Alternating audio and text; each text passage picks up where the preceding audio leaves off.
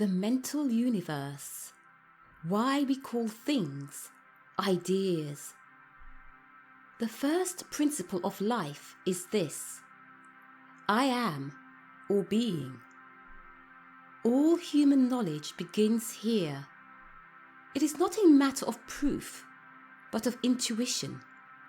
I know that I am.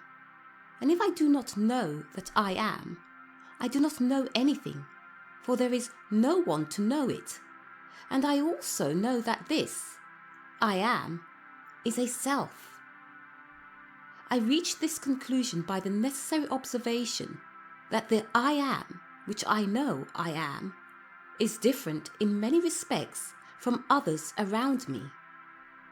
So that I know that I am a self, that is, I have a life which I myself direct, and of which I myself am conscious.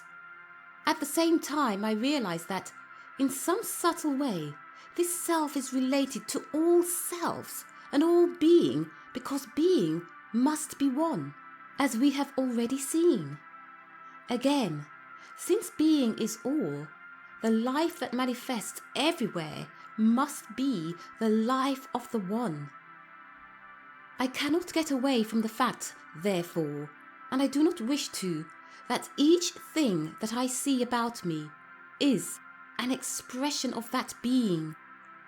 A thing is the form in which spirit embodies itself as an individual entity, as we saw in the case of the tree. Nor can we get away from the fact that mind, since it is the substance out of which everything is made, as well as the intelligence that makes it, can assume any form of self-expression which it desires. It is probable, therefore, that I may say of the tree just as I say of myself, it is a self. There is doubtless a tree self, just as there is a man self. Finally, we may speak in general terms of the thing as an idea of spirit. Since spirit is mind, and since mind acts by thought, anything that it brings forth must be a thought creation, and therefore an idea.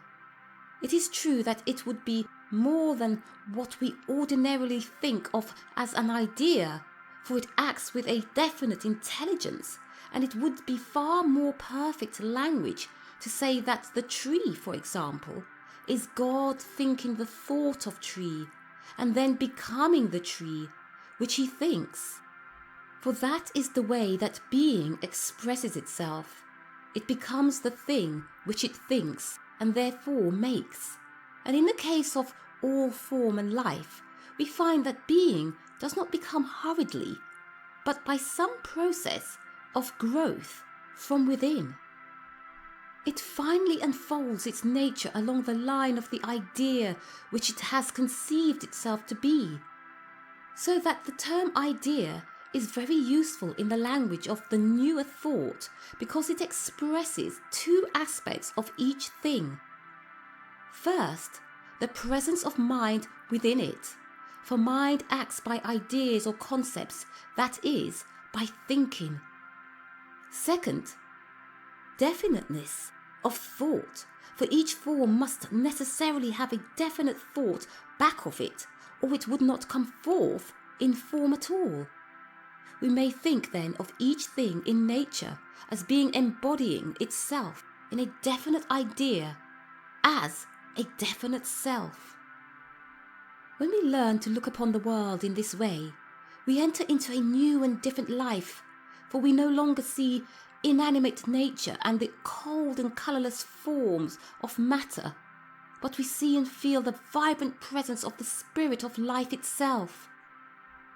Each thing is being, assuming form and coming forth for expression. The flower has a voice eloquent of God. The sunset betrays his glory in brilliant colours, and the friendly stars are the lamps our Father sets to guide our feet aright.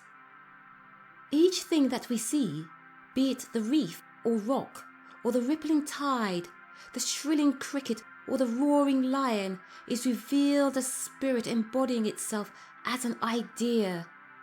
We live in a universe of intelligence, a mental world wherein everything that we taste, touch, smell, see or hear is an idea of being. And all this will show us how man may control the affairs of his life. Once he shall perceive his own relationship to the cosmic order and his own power as a self to control his ideas and those lesser intelligences by which he finds himself surrounded. We must therefore turn our attention next to a study of the close relationship between all selves and ideas.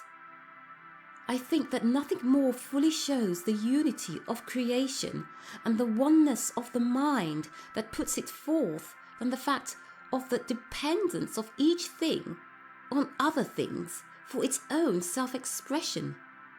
Take, for example, the tree.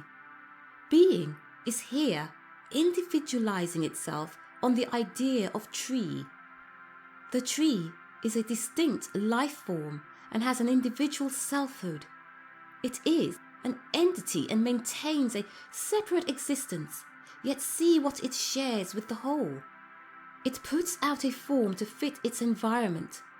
If it is in a valley where it has plenty of freedom, see with what lofty self-confidence it rears its proud head and spreads its sweeping branches. If, however, it springs from a seed carelessly scattered by some mighty giant in a forest of giants, the young sapling makes its way timorously and unobtrusively to the light until, in the process of centuries, it may at last itself become a king. If in the pathway of the winds the young oak sets its roots deeply and defiantly exposes its sturdy branches to the sweeping gale, the very colour of a tree it must borrow, as it were, from all nature.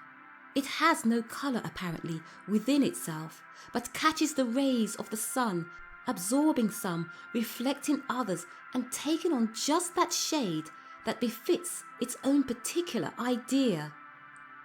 Nor is the idea of colour entirely within the tree itself, for it must depend upon the mind of the observer for the full effect of its beauty. That the tree can never be a fully expressed idea without other selves outside of it to appreciate it can be shown by a simple illustration. If I look at a tree, what do I see?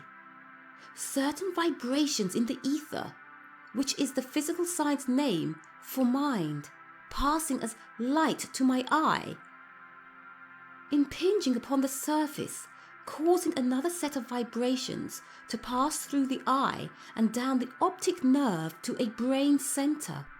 Here they cause a cell explosion or vibration. I have a mental image or subjective vision of a tree. And the rose which appears to me to be upon the tree sends forth a particular vibration which I detect, and I say, it is red. But it is not the red in the rose, but the idea of red awakened by the vibration which I myself see.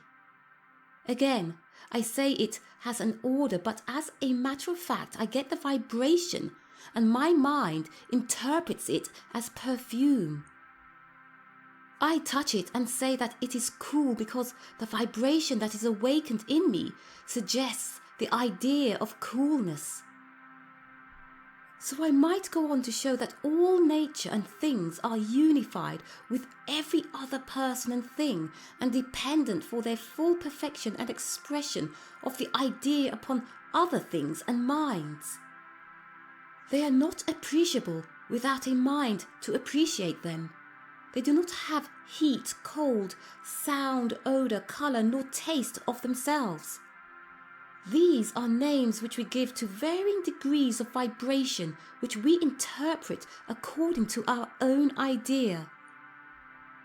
Referring back to the tree, we find that the idea which is there in the form of a tree is become manifest in vibrations of varying degrees of intensity, which radiate in every direction, awakening in the minds of those who behold it the idea of colour, perfume and beauty.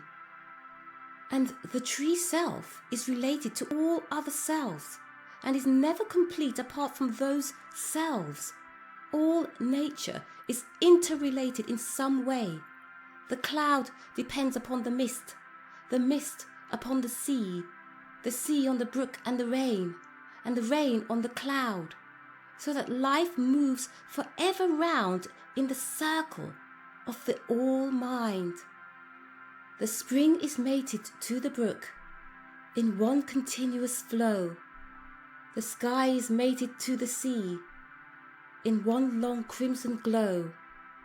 The mountains melt into the mist, and stretching rise on rise, they range afar to yonder star, and mix in stardust skies.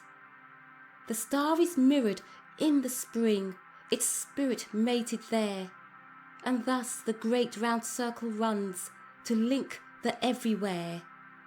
'Tis love that winds through things and minds in one long golden chain. Over circles vast, love's loop is cast, and all is one again. Each thing is incomplete without every other, just as a word is incomplete without the sentence or the letter without the word, and as words have no meaning without a mind to assemble and cognize them, so there must be a mind to assemble all those factors in the expression of any one idea, and to perceive each thing as a whole or entity or self. This is a wonderful function of the individual mind, even of the animal, for it doubtless gets impressions similar to, though not so wonderful, as our own.